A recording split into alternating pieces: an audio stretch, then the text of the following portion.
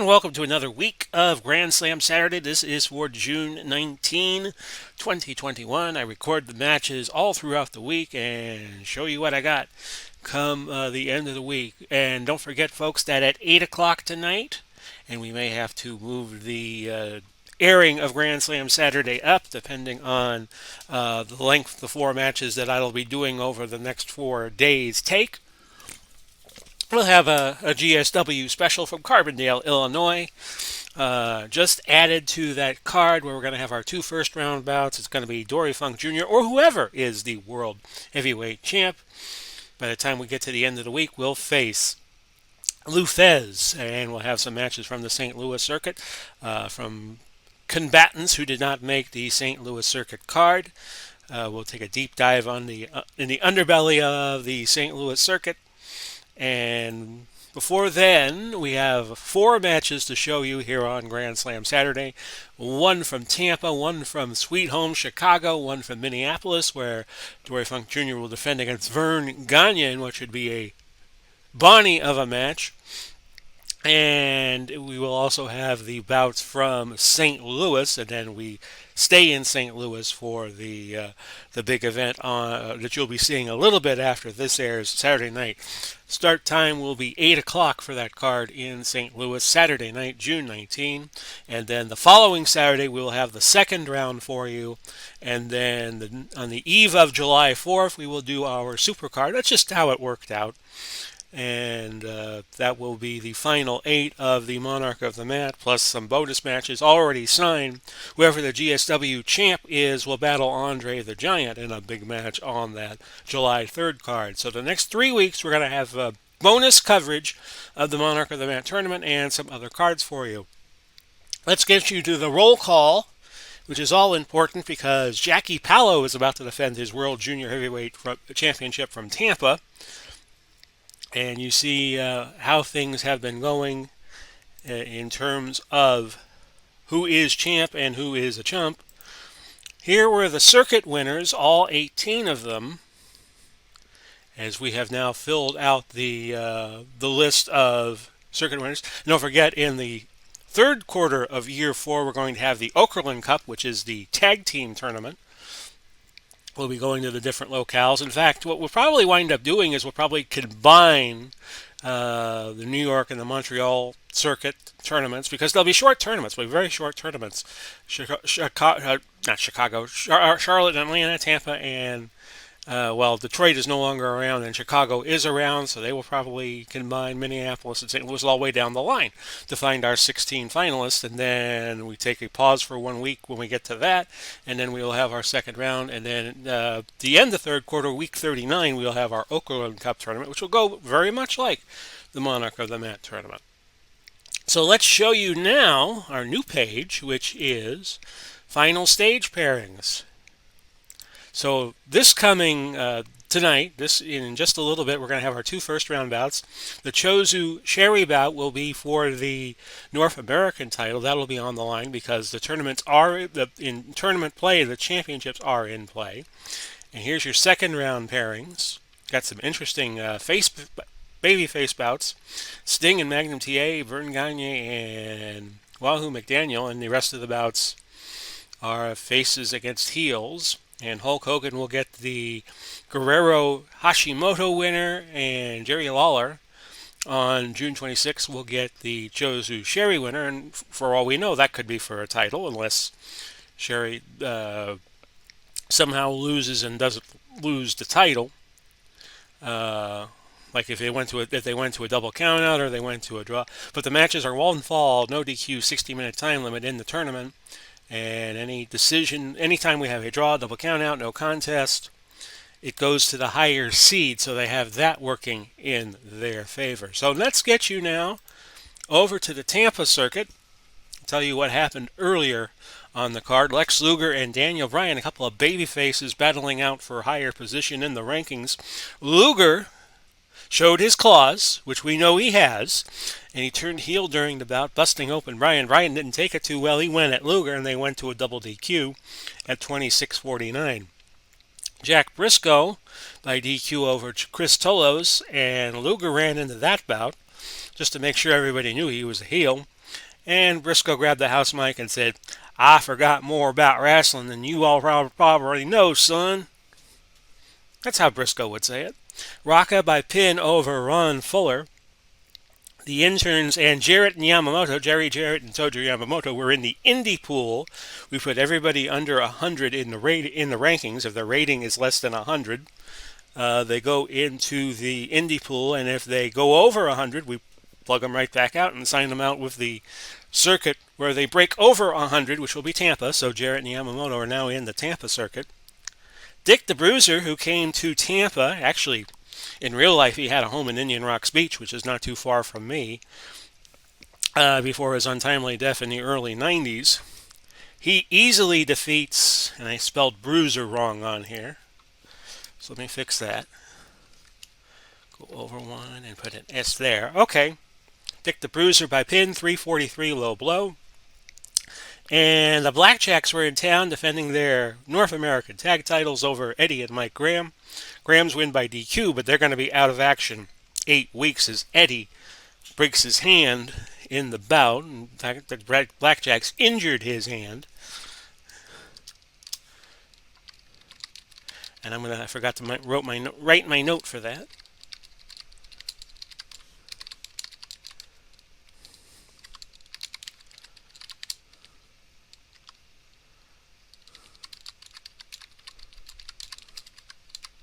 So they lose by DQ. If their rating goes below 100, they are stripped of the championships, and there would be a tournament for the belt. But they're nowhere near that point. They lost 2 points tonight to go down to 110. So this sets up our world junior heavyweight champion. In fact, you can see that match was still in the ring as I came to you. They were treating Eddie Graham, and we know he has a broken hand because we can see that hand kind of swell up a bit and turn a different color. So it's Jackie Pallo. And as I was telling you last week, he's probably best known over here for being in an episode of Are You Being Served? Where he plays a boxer who challenges Captain Peacock, and Mr. Humphreys comes to the rescue and wrestles him instead of boxing, which was the original plan. So Hiro Matsuda, who was himself a former World Junior Heavyweight Champion in year 3, I think it was, late year 3 or early year 4, Matsuda has stepped up and is challenging Pallo for the belt. And Matsuda, as you can see here, as soon as I punch it up, I was looking way out of the way. He's 152 and Pallo is 151. Pallo is defending the title. He could use heel tactics to try to keep the title on him. And it's a 60-minute bout, so Matsuda has to win the championship within 60 minutes by pinfall or submission. Any other outcome, Pallo is still the champ. It's a heel against heel match, so we should see some fireworks. Pallo is defending the title. And like I said, with defending the title mode, he gets extra perks. He can get himself disqualified in order to try to keep his title. Matsuda comes in with a rather lackluster record of 2 wins, 5 losses, 5 draws. Pallo is 3-3-2. But it only takes 1 win for Matsuda to make him the new World Junior Heavyweight Champion and for him to win the title a second time. And we are about ready to get this one started. Computer likes Pallo to retain his title in this championship match. Both these guys have about even stamina. Matsuda with the better starting pin rating at 25-24-3. Pallo is 30-22-4. He's a little lesser off on submissions at 9-6-0, and 7-4-0 is what Matsuda has in the submission department. So let me tighten up. Archie Bell and the Drells, great song. And let's get started. I said, let's get started. Oh, we already are started. And a little fan interaction. The fans are behind Matsuda here in Tampa, trying to see a title change here. Legal chop by Pallo starts his engagement. Now the fans getting behind Pallo. They must have played "Are You Being Served" here on the Tampa PBS station before the bout, because some fans know of Jackie Pallo. Leg drop by Matsuda, no pin. And we move on. We're at 1:27 into the bout. A legal forearm by Hiro Matsuda, uppercut right to the chin. That forearm uppercut that Dory Funk likes to throw, where you take the forearm and you twist it around upwards towards the chin of your foe. No action. Headlock by Hiro. Matsuda with a pinhold that was countered. Submission move by Palo. Goes for the arm of Matsuda, and anybody who would know about submission moves, Matsuda would. It was rumored back in the 70s that he trained a very young Terry Bollea and broke his leg, and Terry Bollea didn't stop his drive to become a wrestler. As you all know, he became Hulk Hogan. Legal hair pull by Palo at the old Sportatorium in Tampa, where they challenged anybody on TV who thinks they could be a pro wrestler could go down to the Sportatorium off of Kennedy Boulevard in Tampa and try out. And it was called, when they did these practice sessions at the Sportatorium, a very small arena, they called it the Snake Pit. There is a YouTube footage of Bob Roop pretty much making a pretzel out of one of these guys that thought he could be a wrestler. That's on YouTube. Legal neck hold by Palo. I think I referred to it before. Kick by Hiro. Choking. Submission move. Painful arm breaker on Palo now, but no pin. He got out by the 1 count. Palo hearing it from the crowd, hearing boos. Well, he is the junior champ. And an easy is the head that wears the crown in professional wrestling. Figure 4 head scissors, but that's not going to be a submission. We'll move on. Leg hold by Palo. Legal forearm by Palo, no pin. Legal elbow by Palo. Submission move, body scissors that scores for a few seconds. No action. Back to Matsuda for a legal nerve hold. Matsuda's last bout was a month ago against Daniel Bryan. They went to a 30-minute draw. Palo's last bout was against Hector Garza. He won by pinfall to win the title. Kick by Matsuda. Palo gives up a body press to his opponent, but Palo kicks out. Palo with a slam to the mat. Gets the pin, and Jackie Palo beats the odds. I think Matsuda, in my book, was the favorite, but it's Palo who wins and keeps the title tonight. Time of the fall was just 10:28. So it's Palo, who I'm sure if he could keep his title a few more weeks will get a very formidable opponent for the World Junior Heavyweight Championship at the Monarch of the Mat Final 8 card on July 3rd from the Checker Dome in St. Louis. So Palo retains by pin the time of and he'll pick up 5 points for it, proving he's a worthy champion by beating Matsuda, who himself was a former champ. 10:28 was the time, and it was a body slam with use of the ropes. And it was 61.71 on damage. Hadn't even given you a damage report yet, and the fall occurred, and it got 3.5 stars. That was the match rating. So a good opening bout to start things off here on Grand Slam Saturday. And now we head up to the Windy City of Chicago. And we're ready for some more Grand Slam Saturday. This is match number 2 of 4. We go to Sweet Home Chicago, where the Road Warriors take on the Von Brauners. The Von Brauners currently hold the international tag titles with manager Saul Weingroff, and they automatically get a title shot at Monarch of the Mat against Youngblood and Steamboat. That match is signed. That is theirs, win or lose. But the Road Warriors, who were international tag champions before, could wind up being international tag champions again.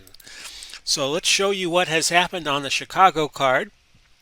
Week 23 here in GSW, so the card on Monarch of the Mat, the final 8, the quarterfinals, semifinals, and finals, that'll be July 3rd as things stand now. Terry Gordy and Pero Aguayo opened up the card. Aguayo was from the indie pool, and Aguayo is picked up by Chicago because that match went to a double countout. Pero will pick up a point and cross that 100-point plateau. Johnny Valentine sends Akebono to the indie pool, though, with a pin at 16:55 with an elbow drop. with my phone going off, and I apologize for that, and it's nobody we want to talk to. So just give that a moment, folks. Valentine won with an elbow drop, 16:55. Akabono going to the Indy pool. I think I already said that. Jay Youngblood and Ivan Koloff, a double DQ. Koloff will pick up a couple points. It just happened right before the time limit was to expire. Time limit draw, and there was roughhousing going on. Controversy in the fourth bout between the Armstrong family and the fabulous kangaroo, Bob and Brad. Looked like they were going to get a draw, but Hefferman did pin Brad with a body slam. The time was 30 minutes and 20 seconds, but what happened was the fall did appear to many to take place after the time limit. The timekeeper never rang the bell, was unaware that the time had gone, 30-minute time limit had gone by, so the fall is going to stand. Clerical error there, and the Armstrongs fall back deeper into the Indy pool. Hulk Hogan over Mike Awesome, low blow, 10-15. As I forgot to set up my card here, so we'll do that right in front of you. Hogan won by DQ on a low blow. Awesome hit him low, and everybody in that Chicago arena felt it. Ella Waldeck and Mae Young survive the beauty pair. Double count out at 33 minutes. It was a great match, 4-star match, the match of the night. So right now, let's set up our main event for the Chicago card. You have the champions, the Von Brauners, who've been champs a little while, Carl and Kurt. They are the champs. It's a title match, and their manager, as I was saying, was Saul Weingroff. And if you ever wonder how Gordon Soley got his start in wrestling, he was a track announcer, and Weingroff got into it with the man who was the sports director at Channel 13, what was then the CBS station, now it's Fox, by the name of Salty Saul Fleischman. He got into it with Fleischman because Weingroff was Jewish and he was managing a German tag team. And after Salty Saul pointed that out, Gordon took over. Long story short. Because that was a little too much truth and a little too less kayfabe for the promotion, so they just went to Gordon. Gordon was a color commentator up until about 1960. So the Road Warriors were going to challenge the Von Brauners. They were being a little too truthful about their product, and they yanked Salty Saul Fleischman, who had a great career at WTVT here in Tampa, was their sports reporter and sports anchor, and then was a fishing expert up until his retirement in the mid-70s, and he was on. He started out in radio in Tampa, and I won't go any farther into that. So this is one fall, 60 minutes. The champions are defending their title, which means they could use heel tactics to try to keep the title. They have met recently, and I think the Road Warriors won on a technical win of some sort, count out or DQ. So let's get to our match. Everything appears to be set up. I don't have Paul Ellering, though. Now I have it set correctly. There we go. Sometimes that happens. That's usually why I always like to do all the, I guess you could call it paperwork before I start the bout. So it's the Von Brauners and the Road Warriors going at it, a 60-minute time limit. The Roadies trying to win the Von Brauners championship. Coming into this bout, the Von Brauners 3-4-2 over 9 matches, and the Road Warriors 8-4-2 over 14 in year number 4. And we're underway. Computer thinks Von Brauners will keep the titles. And let me close in and we'll get this match started. Road Warriors, one of the more decorated teams in GSW so far, and we're off underway. Arm holds by the Road Warriors. Double team attempt right away for the Road Warriors, and that's 35 points off of the tally of the Von Brauners, and they go for another double team and get it. Auto control loss, it goes to the Von Brauners, and the Von Brauners throwing the Road Warriors out of the ring. Headlock with some punches, 5 points off. Legal leg hold by the Von Brauners. Double team. And Von Brauners finally push referee out of the way, knowing they won't be DQ'd, and tear into the Road Warriors. I think what that means is that if they are DQ'd, they do not lose the titles. Another double team by the Von Brauners. So some hard-hitting action early in this bout. Body slam over the knee, no pin. Legal arm hold by the Von Brauners as they get the first pin attempt in the match. Chopped by the Von Brauners. Auto control loss goes back to the Von Brauners. An illegal turnbuckle move, no pin. We're about 5 minutes in, and the Von Brauners off to a good start. They're up 95 points in damage. No cuts yet. Another body slam over the knee with one of the Von Brauners doing a body slam and the other one holding his knee out. So when the body slam makes impact, it impacts the knee, and it gives a little extra kink and a little extra oomph to the slam. Low blow by the Road Warriors, no pin, and as you can see, you got Saul Weingroff in one corner, and you got Paul Ellering over here in the other. No action. A double team attempt. That does not bear any fruit. Eye gouge by the Von Brauners, and a suplex attempt as we now cross the 7-minute mark. Power move by the Road Warriors. Illegal chop. No pin. Arm holds by the Roadies, and then they go for a double team attempt. And another double team attempt. And all of a sudden, first let's look for the flying shoulder block, but it was countered by the Von Brauners. They must have seen tape of their challengers and knew what to do.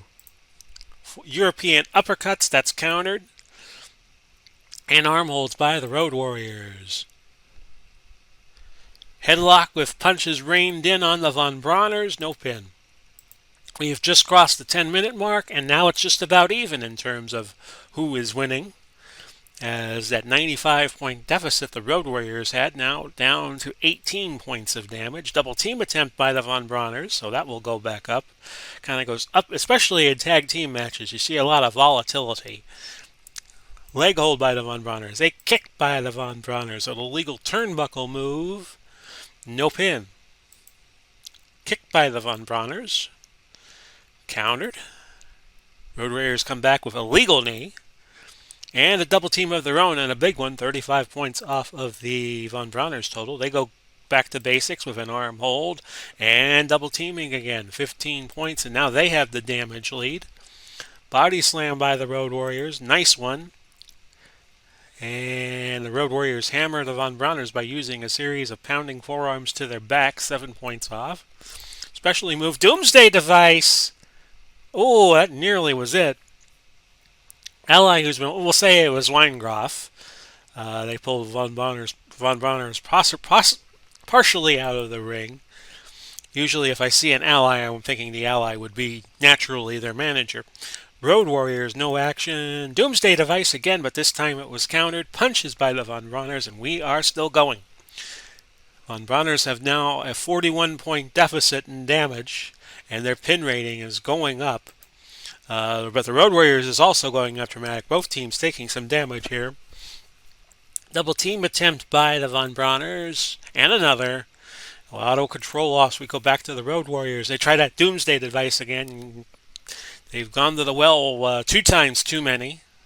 Legal nerve hold by the Vons, as I will call them. Kick by the Von Brauners. Disqualified check and illegal choking by the Von Brauners.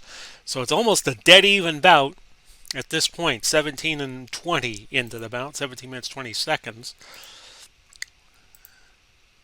Road Warriors. Oh, something happened. Let's see.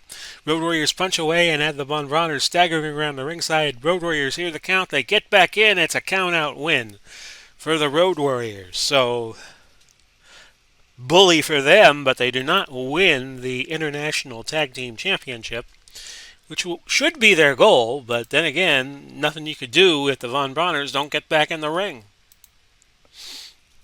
So the Road Warriors will prevail, but they will not add another international title reign to their very lucrative resume here in GSW. Road Warriors by countout, which gives them one ranking point only. Time of the bout was 18:07. A lot of high impact double teaming and maneuvering. 252 off of the Browners in damage, 265 off of the Road Warriors, and it was a 3.5-star match. And of course, we'll probably see the Road Warriors in the Okerlund Cup tournament that will be starting in the third quarter of year number 4, which is what we are currently in.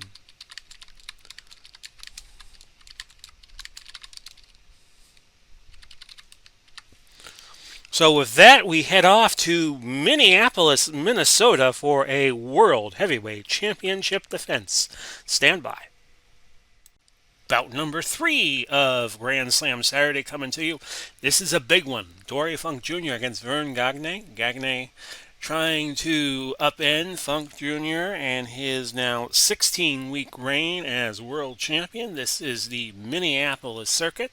And without further ado, let's show you what has happened in the earlier matches on this Minneapolis card. Akira Maeda won by DQ over Paul Orndorff. They had a 20-minute time limit bout. Freddie Blassie ran in, and Orndorff didn't want any of it. Maeda won 17-10, both grapplers playing in the crowd. Maeda a little bit more. In a grudge match, it's Killer Kowalski over Roland Bach at 24:56 with an atomic drop. Well, Bill Lungson and Butch Reed, it goes to a 30-minute draw. Reed proved he could hang with anybody. Nick Bockwinkel upended Bronco Nagurski to avenge a defeat in the Monarch of the Mat Circuit qualifier in Minneapolis. He wins 14:35, needed a chest, and a tight pull. It was the High Flyers very easily over the Miller brothers, 15:45. Freddie Blassie and Mark Lewin, who's a babyface in Minnesota, they go to a double countout, 4:42. And we have a brand new international champ. That's Big Van Vader. He defeats Jerry Briscoe in 38:15 on a clothesline. Big Van Vader picks up his second GSW championship, but he has yet to win the big one. And that sets up our main event, and it is a dandy. Dory Funk Jr. against Vern Gagne. Gagne, his rating in the game is 197, so he should be able to hang with the Funker. Arguments can be made for both wrestlers, but I think Dory should be the winning wrestler today. He should retain the title in this championship match. We go one fall, we go 60 minutes. And of course, Gagne has to win. Vern has to win by a pinfall or submission to claim the championship, and off we go with this all-important match. Funk will be defending his title later this week, or Gagne will if he wins tonight, against either Lou Thesz or Pat O'Connor. Thesz has a North American title defense against Jack Sherry. If he wins the North American title, they'll have to put a substitute opponent in, and that would be Pat O'Connor. So let's get started, and you'll see this card. That second St. Louis card, 8 o'clock, right after Grand Slam Saturday. We'll be going live at 8, or maybe just a little past 8. Gagne's sleeper countered, so Gagne was going for it. Augusto right away. A chop by Vern, and no pin. Oh, we have a strategy card. If DQ results in a successful hold, we'll use it. I forgot to hit compute. I'm going to be controlling Gagne, and I didn't realize that until now. So that's fine. So we'll just look through the holds. After a hold, use a specific specialty hold. Forgot to hit the computer button on Gagne, but that's fine. The DQ results from a successful hold. Use this card to stop a possible DQ. During pin sub attempt, wrestler makes it to the ropes. Legal leg hold by Funk, so we'll just play as Gagne. We'll just roll with the flow here. Illegal punches by Gagne. I don't usually play as one of the wrestlers, but we'll try it. Legal elbow by Funk. No action. Headlock by Gagne, countered. Back to illegal punches by the Funker. No auto control loss. Auto control loss back to from Vern back to Dory. Dory with illegal punches again. And we are about to hit the 5 minute mark. Illegal choking by Dory. Pin hold. No pin. After 5 minutes, it's all Funk in the first 5 minute segment. He is up 38 damage points. No action. Whip to the ropes, and that's countered. So I'm going to use a specialty hold right now. Strategy card used. Oh, it was countered by Funk, so we're even on cards, 4-4. So I won't use a card until Funk uses one of his. Just try to keep my cards in case, let's say this goes 50 minutes, and I need to use I want to save my cards and just use them a whole bunch at the very end. Kick by Gagné by Vern, and now Vern with an legal arm hold, not illegal, neck hold. Kick by Vern. Dory going with it, and it's a postal move by Vern. 15 points off, and now the tide has turned in the bout. It's all going Vern's way. We'll go arm hold. Just keep it scientific so you don't get disqualified. Arm hold again by Vern. Pin hold. Could get him, but it's very low odds, a 9-6-1. No pin. Illegal chop by Vern. And we'll go with an arm hold again. Whoops, sorry about that, folks. And that's 5 points off. Should have muted my mic before I did that. Okay. And I will confess I was having cheese goldfish crackers right before I did this bout. No action by Dory Funk, and pin hold countered by Dory. Whip to the ropes for Dory. That's a successful move. No, I don't want to call for interference, and I get out of the pin. Auto control loss. I am controlling Vern here. Submission move countered. We're at 10:52 into the bout, and now Vern with a slight edge on damage. Supplé attempt, and that's no pin. No action. Supplé attempt by Vern, and he lands kathug, and that's 10 more points off of Dory's total. Kick by Vern, headbutt by Dory, and a chair shot to the head. Whap! And Vern is a sad citizen, 15 points, and now he has lost the damage lead to Dory. At the 13-minute mark, Dory using punches, trying to bust Vern open, but to no success so far. A kick to the head by Dory, and now a headlock. At the 15-minute mark, Dory now in control. He's up about 29 points. Supplé attempt, kaboom! And that's 10 points more off of Vern's total. Auto control loss. Pin hold countered. Specialty move, forearm. But that was countered. Kick by Vern. We're going to go for another specialty hold attempt with Dory using one of his cards. And we're going to go for the Gagné sleeper.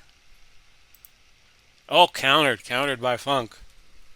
So I want to try to save these last couple of holds for when I really need it. When Dory goes down to just one strategy card, I want to use a barrage. Funk Jr. headlock countered over to Vern with an arm hold. That's 5 points off. Submission move, and we're not going to try for the submission just yet. Pin hold. Inside cradle, that does not score. Possible disqualification event. Use card to nullify. Yes. So we're down a strategy card.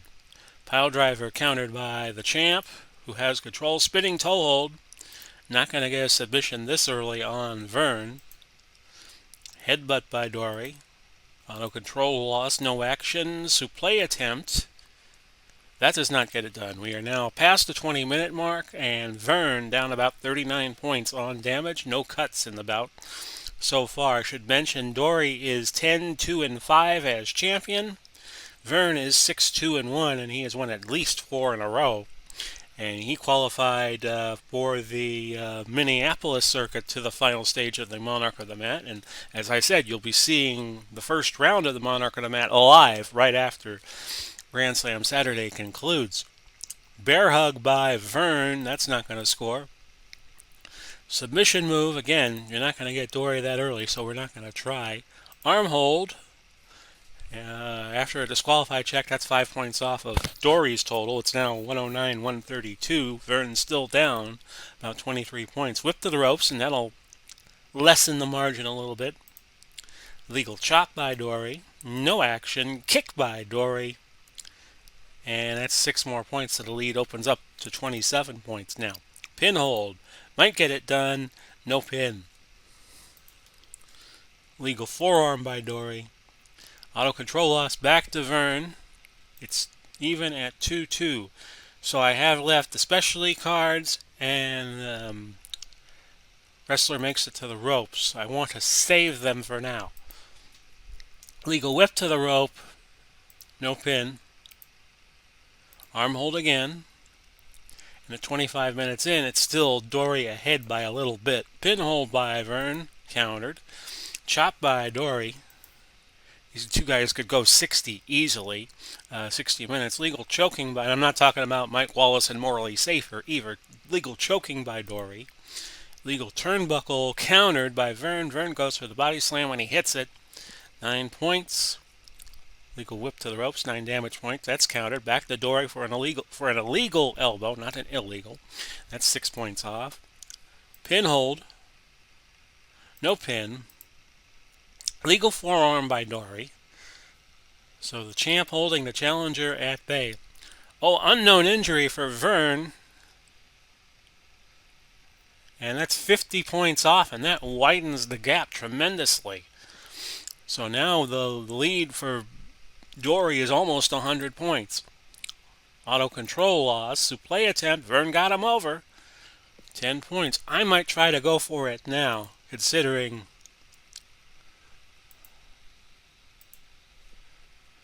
what's about to happen.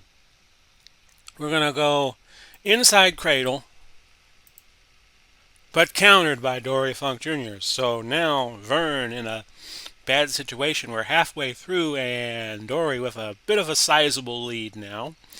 Vern almost at the point where he could be pinned. Legal neck hold by Dory. Countered. Arm hold. Legal whip to the ropes by Vern. Countered. Back to Dory with a pin hold. Got out at 3. Legal punches by Dory. Auto control loss by Vern. Back to Dory with a legal arm hold. Now the lead is 100 points. Body slam. No pin. Legal leg hold. Legal forearm. So Dory pouring it on here. A couple of legal forearms. A legal leg hold again. That injury, whatever it was, has changed the complexion of the bout. I'm going to make it to the ropes. Use that up. Both wrestlers team up to stop the attack of a wrestler who attempted to attack Dory Funk Jr. I think that would be Big Van Vader, even though he just won the international title. I guess he wasn't happy. Legal punches by Dory on Vern. No action. Choking by Vern. That was countered. Legal throw by Dory Jr. And a legal arm hold. And now the damage lead has opened up to 162. Seems to be a matter of time now before Vern is pinned at the 37-minute mark. Submission move. We'll try for it, but no pin. Punches for Dory. Leg hold countered. Arm hold succeeds. That's 5 more points off. Legal punches by Vern. Spinning toe hold. This could be it, because it is it. And Dory Funk Jr.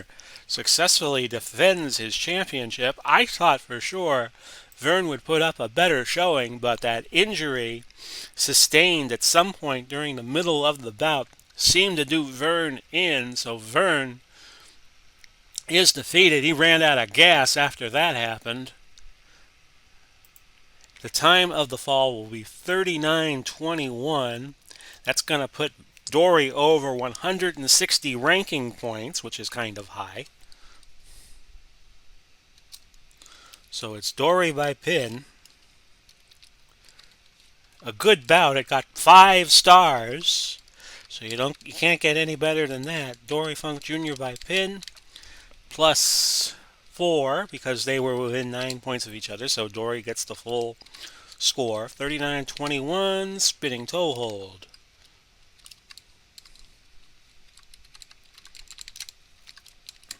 And that is 159 off of Funk, 336 off of Gagney. And it was a 5-star match you just saw.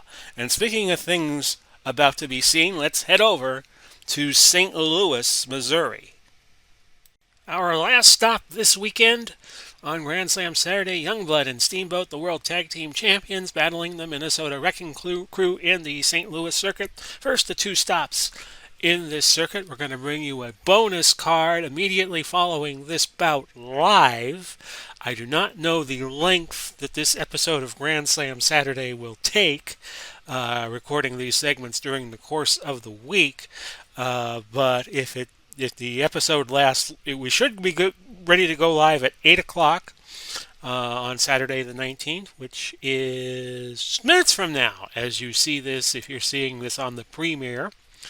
And if the episode takes longer, then we'll push our live back to 8:10, 8:15, or whatever it takes. And we'll bring you a bonus world title bout. It'll be Lou Thez, now we know, against Dory Funk Jr. for the world's heavyweight title. Strong test for Dory, although he has passed many a test in the last 16 weeks. So let's show you what happened in St. Louis. Just to show you how stacked this card was, Stone Cold Steve Austin over Gene Kiniski in the lid lifter, 10:54 with a Stone Cold Stunner. Everett Marshall and Danny McShane went to a 30-minute draw. Magnum TA was not favored to beat Ray Steele, but he did, 29:45. Yep, 15 seconds before the time was to expire on the belly-to-belly, so Magnum's going to move up in the rankings. He's had quite a run in year 4. Double countout between Bruiser and Crusher and the Masked Grapplers. Pat O'Connor over Kurt Hennig by pin, 17:44 with a rolling cradle, and I forgot the stats on that. So I'm going to come back down here. I'll just give it was probably more than a 2.5, so I'm going to guess it was 3.5. And I'm going to do that in front of you right now. Because when I make errors, I will point them out to you. I'm that honest of a guy, I guess. It was 126 off of O'Connor and 82 off of... I'd give it 3.5 stars. Just guessing, because I wish when they had the match results that you could have also the match rating, but Wrestling's Finest, version 3. An idea from Tom Vogel. Oops, there's my mom, and there's me at Tropicana Field 7 years ago. Sorry about that, folks. And let's see. The North American title match just ending. Jack Sherry retains against Lou Thez when Thez won by countout. So we're all set for our world tag title bout. One fall, 60 minutes. The duo of Steamboat and Youngblood have now been champion. As I look at the records here, since week 4, so they're now 19 weeks into their reign, which could end tonight at the hands of Gene Anderson and Ole Anderson. So let's start the bout. Youngblood and Steamboat favored, but they also think this could be also a toss-up. There's the particulars, and off we go with our world title bout. Tag title bout. As we come in a little bit closer. Legal arm hold starts us off, and Gene and Ole will try to work the limbs. And they start off with a 6-point deduction off of the champ's total. No action. Submission move. Yeah, they go for an arm breaker. They're definitely going to take a leg out of the table. And that's 5 more points off of the champ's total. Champs have been just getting by in the most recent weeks here in GSW. Oh, a flying knee and an armbar. They're not going to get a submission right away, but we'll try it. You never know. Leg hold by the Wrecking Crew, so the crew off to a good start. Double team. Choking.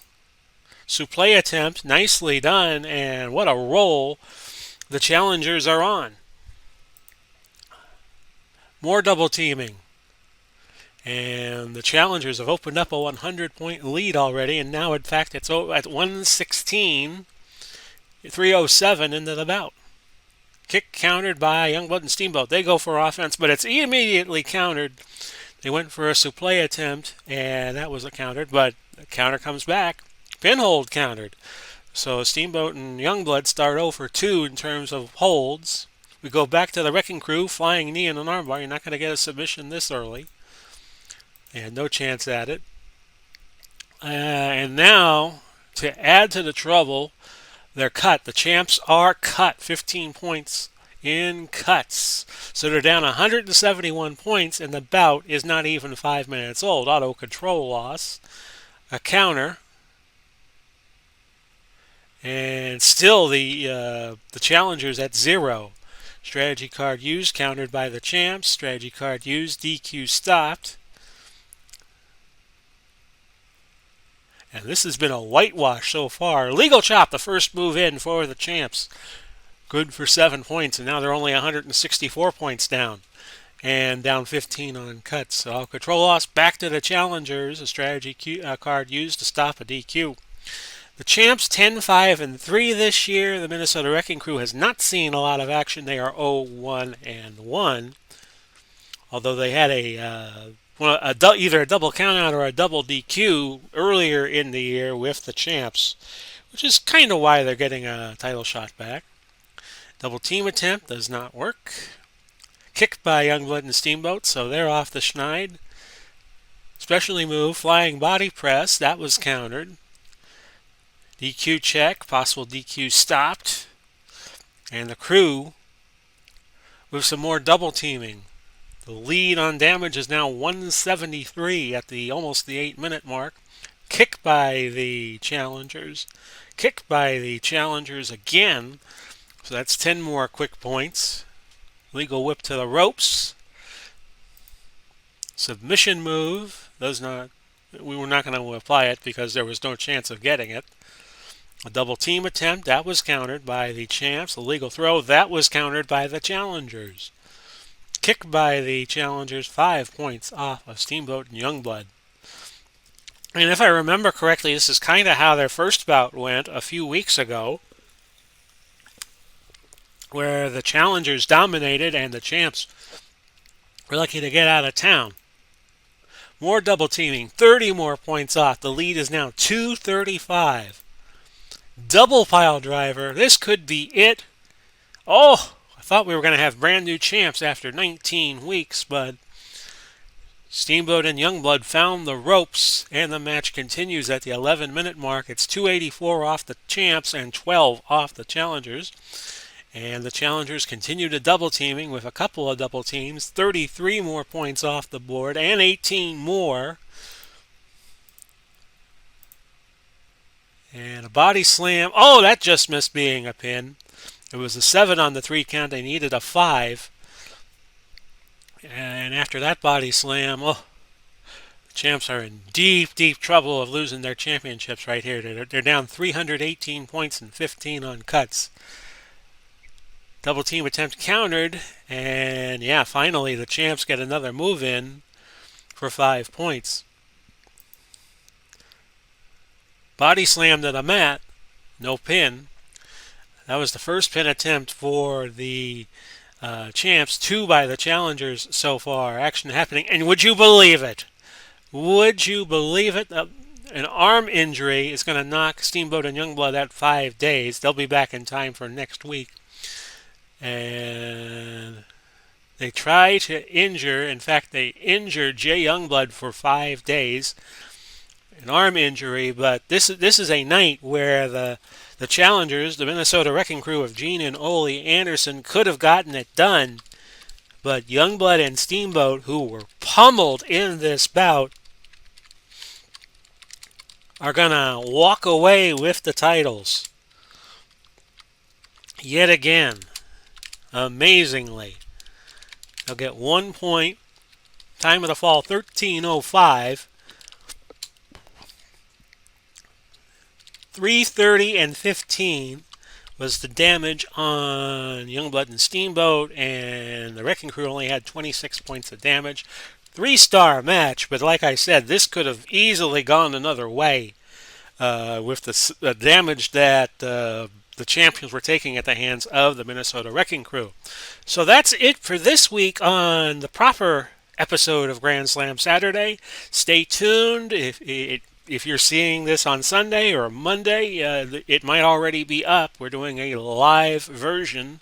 We're going to do a card live from St. Louis. It'll be the first two bouts of the final stage of the Monarch of the Mat tournament, where we get 18 grapplers that won their regions down to 16. And we're going to have some interesting matches on the side as well. We're going to televise the entire card beginning either at 8 Eastern Time or shortly after 8. This has been Big Paulie coming to you, wishing you well, Godspeed, and God bless as always. We'll do it again very, very shortly, and bye-bye for now, everybody.